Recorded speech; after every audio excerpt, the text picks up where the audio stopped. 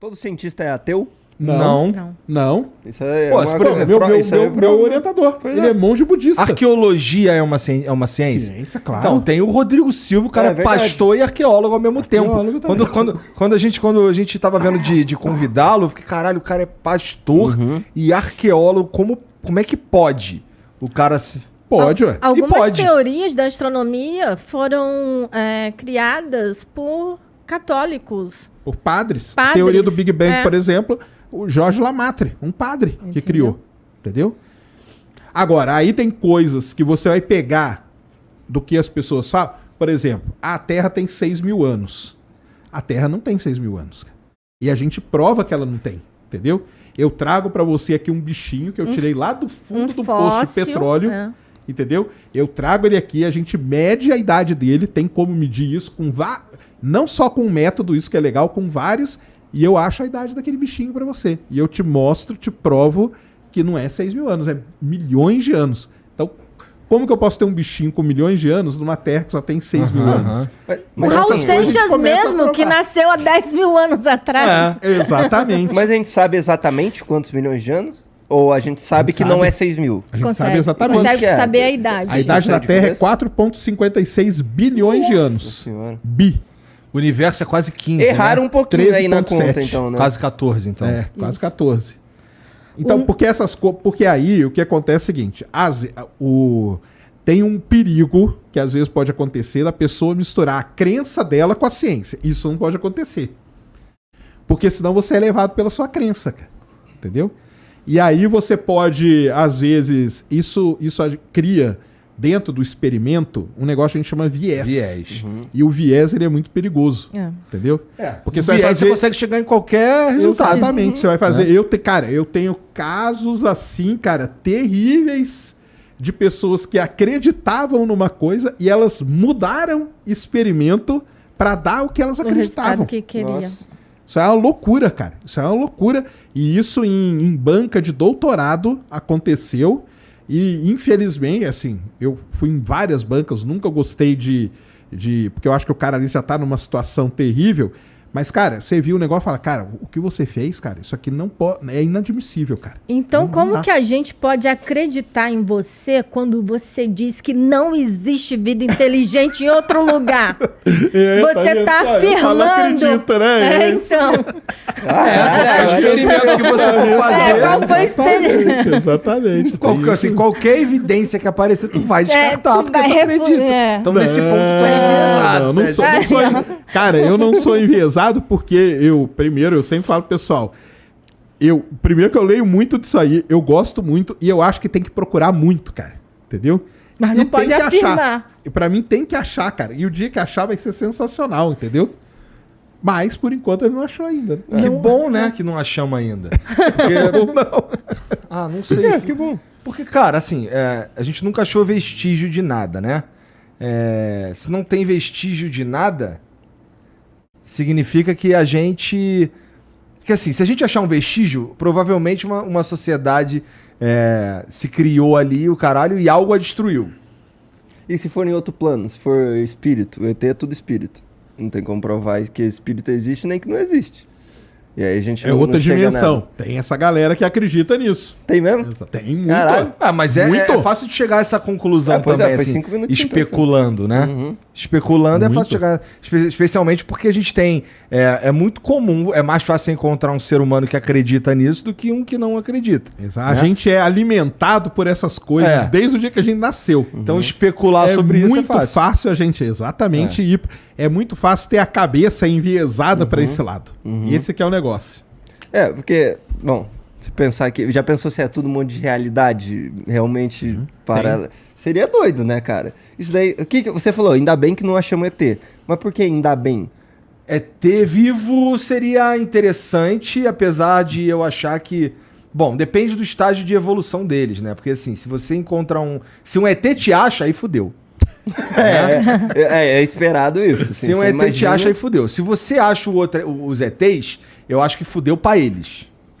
Tá? Por quê? Porque a gente vai dominar eles. Pô. Aí é que é o negócio. Por que você tem essa cabeça? Eu vou te falar por quê. Por quê? Guerra dos Mundos.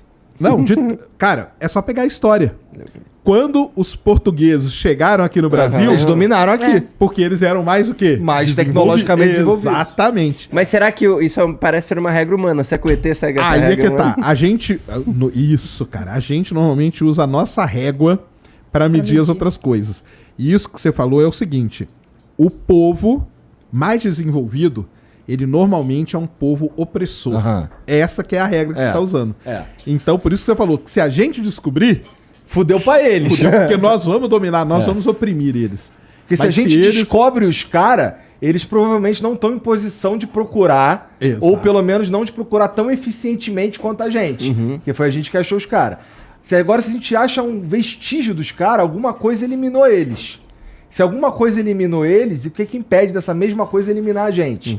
E, porra, e assim, olhando pro universo como ele tá posto hoje, e você acredita que a possibilidade da gente se destruir é maior do que o sol apagar e a gente acabar? Muito maior. Muito maior. Muito. Então é disso que eu tô falando. Aliás, entendeu? isso hoje já é considerado, em quem estuda tudo isso, que é um fator ali que a gente chama de autodestruição. Sim. Muito provavelmente a gente deve se autodestruir muito antes do Sol engolir a Terra. E a gente tem trabalhado tá bastante trabalhando, pra isso, Nós estamos né? tentando, nós estamos no caminho ali, entendeu? No Diligentemente, inclusive. É. Imagina aqueles caras lá que moram lá no Ártico da vida lá, antes de ser, tipo, super divulgado e tal, porque lá apaga o sol mesmo, não é? Durante um maior tempão. Sim. Imagina o desespero, o cara achando isso daí, tipo... Não, o cara é será normal, que eu imagina sou- o cara nasce nessa condição, é normal. Não, verdade. Se ele tá ali já, mas aí de repente começa a ser falado sobre aquilo e fala, ué, era pra ter sol pra caralho e aqui assim... Mas é que o não que tem. acontece? Eu acho, tá? Assim, se eu tivesse que analisar isso daí, e num lugar onde supostamente eu sou mais inteligente, tá bom? Eu ia analisar da seguinte forma: as pessoas, elas, à medida que elas vão andando pra lá, elas vão percebendo que acontecem mudanças Começa a no tempo ficar do mais dia. assim, uhum. Então as coisas começam a mudar ao longo do caminho. Porque ninguém só viajava pra lá de avião, né? Os caras iam sim, andando. sim. Então, porra, não chega a assustar, eu acho. Porque as fato. transformações acontecem de uma forma relativamente lenta até Não, com você certeza, chegar com lá, certeza, né? com E certeza. quem nasce lá, nasceu lá. E, Eu acho que caralho, pode ter noite pra gerado caralho. essa dúvida em um caboclo que surgiu lá aleatório, assim, tipo, o cara foi pra lá, não sabia. Não tinha como o cara ir pra lá sem não, saber, Não, pô. depois que as coisas já tá tudo certo ali e tal, não tá sabendo disso. Ah, foda-se, falei merda. Pô, porque deixa pra lá. assim, se o cara for pra, se o cara Não, só não, mas chegar eu lá... entendi queria o que você falou. aprofundar, era Mas só isso aí é o um- seguinte, cara. Por exemplo, quando tem eclipse do Sol, que a Lua tampa o Sol, isso aí para muitas civilizações indígenas, astecas, maias, e você pegar os egípcios também e tal, aquilo ali era uma coisa de outro mundo, cara. Aquilo ali para eles era tipo quase o fim do mundo, entendeu? Então existem lendas e mais lendas. Eles sempre tentaram explicar com essas lendas. Então esse lance aí do cara que mora no Ártico e ele, pô, tem sol, de repente passou tantos e tantos meses sem sol. Eles foram aprendendo a lidar com aquilo. Então eles sabiam que na hora que o sol estiver em tal posição, eu sei que daqui tanto tempo vai acabar e vai virar tudo noite. Então o que eu tenho que fazer? Caçar, guardar comida, construir meu abrigo, ficar lá dentro e tal. E aí eu vou sair depois de tanto tempo quando tal estrela estiver em tal posição e tal, não sei o quê. Com certeza. E assim eles começaram. Então foi assim com esse pessoal, foi assim principalmente com o pessoal ali do Egito, né? Então eles viram, cara, quando o sol tá ali, começa a chover pra caramba. Pô, começa a chover, é muito bom, porque a gente planta e tudo cresce. Então cresce comida pra gente, olha que maravilha, entendeu? Esse tipo de coisa aí dá pra observar assim do jeito que você tá falando. Mas esses caras conseguiam prever fenômenos como eclipses, cara? Porque não precisa de uma ferramenta mais Eles avançada. não conseguiam prever. Não conseguia. A primeira coisa que eles começaram a conseguir prever foram as estações do ano. Porque eles viram essas mudanças. Pô, quando o sol, principalmente no hemisfério norte, né? Pô, quando o sol chega aqui nessa pedra, uma semana depois começa a nevar e não para mais durante um tempo. Então eu tenho que marcar essa posição aqui, porque isso aqui é muito importante pra mim, cara. Porque depois eu vou ficar tantos meses sem comida. Entendeu? Tô na observação. Por isso que a data, uma das datas mais importantes para muita gente, todos aqui, Stonehenge, todos esses negócios que foram construídos, a data que eles marcavam era o início do inverno. Porque aquilo pra eles, cara, era tipo o fim do mundo, entendeu? Não vai ter, não vou conseguir comer, vai ficar frio pra caramba, vai morrer todo mundo, entendeu? Então eles tinham que... Aí isso eles começaram a prever. E começaram a prever isso, começaram a prever... Eles viam que a lua ia mudando. E aí quando a pessoa ficava grávida, a mulher ficava grávida, eles contavam quantas luas e opa, então... Quando a pessoa ficar grávida, mudou, a mulher tá tendo alguma coisa, pode contar tantas luas, vai nascer alguém. Tanto que até hoje os obstetras usam a lua. Eles não falam 9 meses, eles falam X semanas. Por quê? Porque é baseado na lua. Que doideira. E a China, por exemplo, cara, a China até hoje, ela usa o quê? Calendário lunar. O ano novo chinês começa na primeira lua nova do ano. É assim que começa. Não é dia primeiro do coelho. Não é dia 1º de janeiro, dia 2 de janeiro, dia 3. Aliás, cada ano é um dia. Porque pra eles não importa o dia, pra eles importa a primeira lua nova do ano. Aí começou o ano, entendeu? Então essas coisas aí o ser humano foi aprendendo. Aí prever precisou da matemática, muitos séculos depois. Muito tempo depois. O Núbio perguntou se seriam os anjos alienígenas. Seriam os deuses astronautas? Seriam os deuses astronautas? Isso mesmo, Eric Van Daniken. Muita tem, então. De novo, cara, você pegar a Bíblia, nós falamos da Bíblia pelo lado terraplanista. Se você pegar a Bíblia pelo lado da ufologia, cara, tem milhares de passagens ali que você pode... Até Jesus seria um ET. Jesus, muita gente fala que sim, e um dos casos mais famosos da ufologia é Fátima. É ufologia essa parada? Eles falam, a interpretação que você pode dar é isso, que as 3 meninas ali, né, quando elas viram, na verdade o que elas viram foi algum fenômeno extraterrestre. Não era Nossa Senhora nem nada. Por isso que tem o tal do segredo. Por que tem o segredo de Fátima? Que passa de papa para papa e você nunca fica sabendo. O pessoal quer saber da área 51, mas ninguém quer saber do segredo de Fátima. Deve estar guardado junto, né?